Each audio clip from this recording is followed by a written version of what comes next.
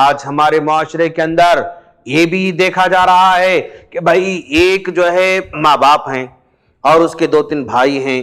ایک بھائی باہر رہتا ہے, کسی بھائی کا نکاح نہیں ہوا, ایک بھائی باہر رہتا ہے. اب وہ سوچتا ہے کہ ہمارے ماں باپ کمزور ہوتے جا رہے ہیں, ہمارے ماں باپ بوڑھے ہوتے جا رہے ہیں, اب ان کی خدمت کے لیے گھر میں کوئی نہیں ہے, چلو اب نکاح کریں گے.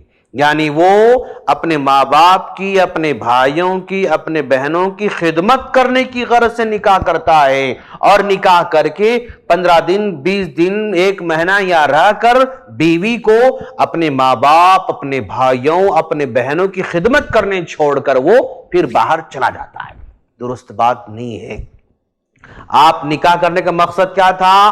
ماں باپ کی خدمت. نکاح کرنے کا مقصد کیا تھا؟ بھائی بہنوں کی خدمت. نکاح کرنے کا مقصد کیا تھا؟ ان تمام لوگوں کی خدمت کرنے والی کوئی آ جائے.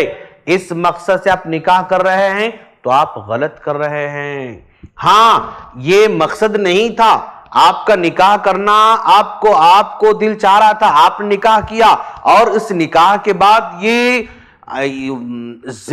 ضمناً ان کی خدمت آ رہی ہے, کوئی حرج کی بات نہیں ہے. لیکن پھر 1 مہینے میں چھوڑ کر جانا درست بات نہیں ہے. دوستو, جب آپ چلے جاتے ہیں چھوڑ کر, تو لڑکی کو اختیار ہے وہ اپنے سسرال میں رہے یا اپنے ماں باپ کے پاس رہے, اس کو اختیار دے دینا چاہیے. بلکہ ایسا ہو کہ چند دن اپنے ماں باپ کے پاس رہے, چند دن وہ اس کے ماں باپ کے پاس رہے, تو بھی کوئی حرج کی بات نہیں ہے. سبسکرائب کیجئے ہمارے چینل اور دبائیے بیل کا آئیکن تاکہ آپ کو ریگولر نوٹیفیکیشن اپڈیٹس مل سکے.